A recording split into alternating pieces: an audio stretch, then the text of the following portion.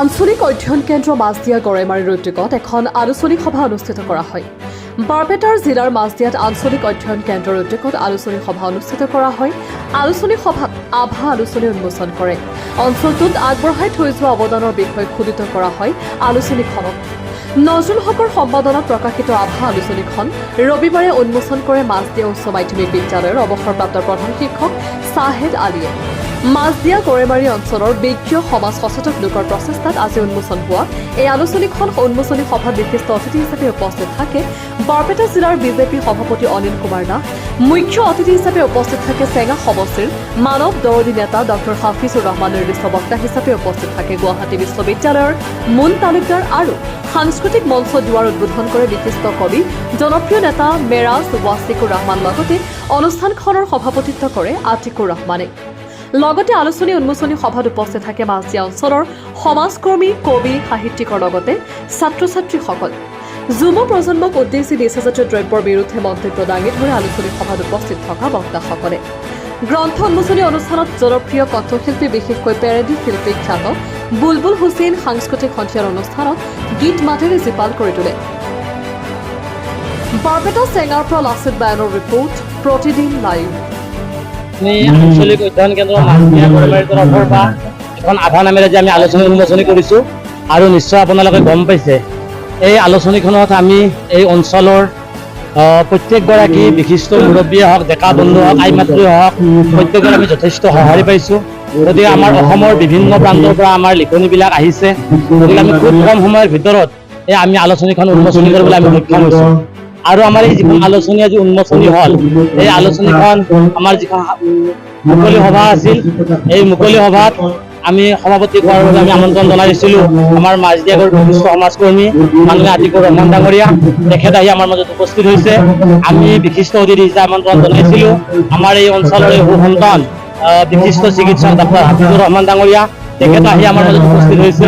আমি নিৰ্দিষ্ট বক্তা হিচাপে আমি আমন্ত্ৰণ জনাইছিলোঁ মোৰ ভাতৃপ্ৰতিম গুৱাহাটী বিশ্ববিদ্যালয়ৰ প্ৰাক্তন সাধাৰণ সম্পাদক যুৱ বক্তা মুন তালুকদাৰ ডাঙৰীয়া। তেখেত আহি আমাৰ মাজত উপস্থিত হৈছে।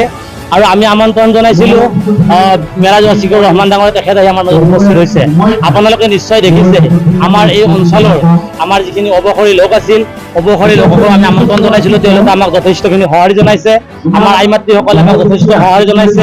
ডেকা বন্ধুসকলে মাছদিয়া গড়েমাৰী গাঁও প্ৰত্যেকগৰাকী ডেকা বন্ধু প্ৰত্যেকে আমাক যথেষ্টখিনি সঁহাৰি জনাইছে। আৰু সেই সঁহাৰি জনোৱাৰ বিনিময়ত আমি নিশ্চয় আভা নামৰ আলোচনীখন উন্মোচনী কৰাৰ আমি সক্ষম হ'ল। আৰু আচলতে আমি আলোচনীখন উন্মোচন কৰাৰ বাবে আমাৰ মাছদিয়া গাঁৱৰ বিশিষ্ট ব্যক্তি নহয়, আমাৰ এই অঞ্চলৰ বিশিষ্ট ব্যক্তি বুলি ক'লেও বঢ়াই কোৱা নহ'ব। মাননীয় আমাৰ মাছদিয়া উচ্চতৰ মাধ্যমিক বিদ্যালয়ৰ অৱসৰপ্ৰাপ্ত প্ৰধান শিক্ষক আলহাজ শ্বাহেদ আলী বেছি ছাৰ। তেখেত যথেষ্ট অসুস্থতাৰ পিছতো তেখেতৰ এই সামাজিক কামবিলাকত যথেষ্ট তেখেতৰ ৰাপ আছে। তেখেতৰ লগত যেতিয়া আমি আভা নামৰ আলোচনীখন উন্মোচন কৰাৰ চিন্তা চৰ্চা কৰিছিলোঁ, যেতিয়া আমি আঞ্চলিক অধ্যয়ন কেন্দ্ৰ মাছদিয়া গড়েমাৰীত জন্ম দিয়াৰ চিন্তা চৰ্চা কৰিছিলোঁ, তেওঁৰ লগত আমি যথেষ্ট কথা আলোচনা বিলোচনা কৰিছিলোঁ। আৰু ইমানখিনি বয়সৰ পিছতো এই বৃদ্ধ বয়সতো তেখেত যথেষ্ট অসুস্থতা, তাৰ পিছতো তেখেতে আহি আমাৰ আলোচনীখন উন্মোচন কৰিছে। আপোনালোকে নিশ্চয় গম পাইছে মাছদিয়া গাঁৱত আজি আমাৰ প্ৰায় 72 ৰিটায়াৰ্ড মানুহ আছে। সেই 72 ৰিটায়াৰ্ড মানুহক আমি আমন্ত্ৰণ জনাইছিলোঁ। তাৰ সৰহসংখ্যকে আজি আমাৰ মাজত আহি উপস্থিত হৈছে। গতিকে আৰু আমাৰ আঞ্চলিক অধ্যয়ন কেন্দ্ৰ মাছদিয়া গড়েমাৰী আমাৰ সংগঠন সমিতিৰ যিখিনি কৰ্মকৰ্তা আছে তেওঁলোকে যথেষ্ট আমাক সহযোগ কৰিছে। আমি এই আমাৰ যিখন আলোচনীখন আমি আচলতে উৎসৰ্গা কৰিছোঁ আমাৰ মাছদিয়া গড়েমাৰী গাঁওখন আজিলৈকে যিটো পৰ্যায় পালে এই পৰ্যায়টো এই পৰ্যায়টো পোৱাৰ কাৰণে আমাৰ আগৰ চাম যিখিনি কষ্ট ত্যাগ কৰিছিল তেওঁলোকৰ নামত আমি আমাৰ আলোচনীখন উৎসৰ্গা কৰিছোঁ। অধ্যয়ন কেন্দ্ৰ আজিকালি অধ্যয়ন কেন্দ্ৰৰ নামটো অলপ মানে কমি গৈছেতো, তাৰমানে ক'ৰবাত সেই প্ৰক্ৰিয়া চলি আছে। গতিকে এই অনুষ্ঠানটো আহি দেখিলোঁ এই অঞ্চলত এখন আভা বুলি আলোচনী এখন উন্মোচন হ'ল। আৰু সেই মই বক্তব্যত কৈছোঁ যে আলোচনীখনত আমি বহুত কথা জানিব পাৰিম। আমি এই অঞ্চলত ঘূৰি থকা মানুহ, সেই অঞ্চলৰ বিশেষত্ব কি আছে, কি ইতিহাস আছে আৰু প্ৰতিভানো কি আছে, এই গোটেই কথাখিনি আমি এই আলোচনীখিনিৰ মাধ্যমে আমি গম পাম। আৰু এই সুযোগটো মই ল'ব পাৰি নিশ্চয় ভাল লাগিছে। মই ভাষণ প্ৰসংগত কৈছোঁ আজি আমাৰ যিবিলাক ব্যাধি স্বৰূপ, যাতে যুৱ সমাজ আমাৰ ৰাষ্ট্ৰ, যুৱ শক্তি মানে ৰাষ্ট্ৰীয় শক্তি, এই যুৱ সমাজক আমি আগুৱাই নিব লাগিব। আজি আগবাঢ়িছে বহুতখিনি, কিন্তু যাতে কোনো অসামাজিক তত্ত্বই তেখেতসকলক যাতে কোনো বিপদে পৰিচালনা কৰিব নোৱাৰে, তাৰ কাৰণে আমি সেইকাৰণেতো কৈছো অধ্যয়ন কেন্দ্ৰটোৰ গুৰুত্ব তাতেই আছে।